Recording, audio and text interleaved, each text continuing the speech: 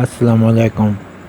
आज मैं आपको बताऊंगा कि आप अंडा फ्राई कैसे बना सकते हैं।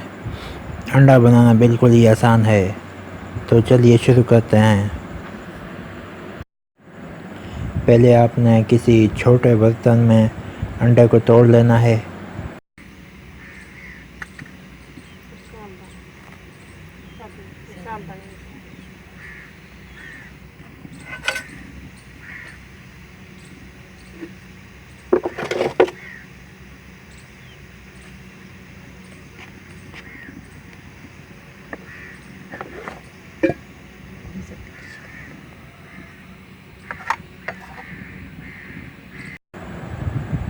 और फिर इसमें नमक और मिर्च डालेंगे।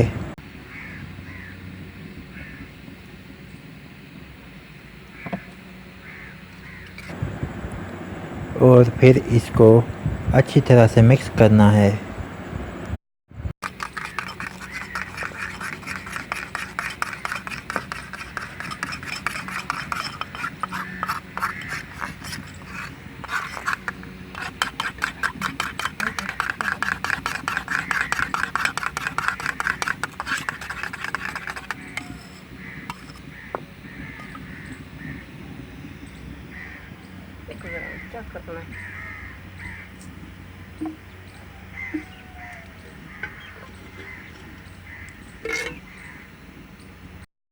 पहले तवे पर घी डालना है और अब मिक्स किया हुआ अंडा डालना है और अब इसे अच्छे तरीके से पकाएंगे।